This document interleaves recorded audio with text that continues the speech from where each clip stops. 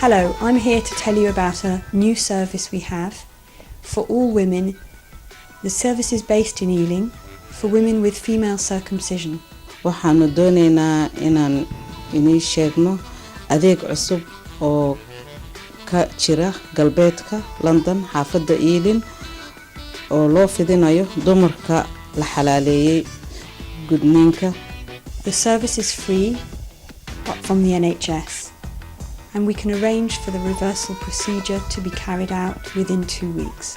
waxaanu ku diri karnaa in 2 isbuuc gudahood ah in lagu habeeyo ama lagu furo sida aad jeceshahay.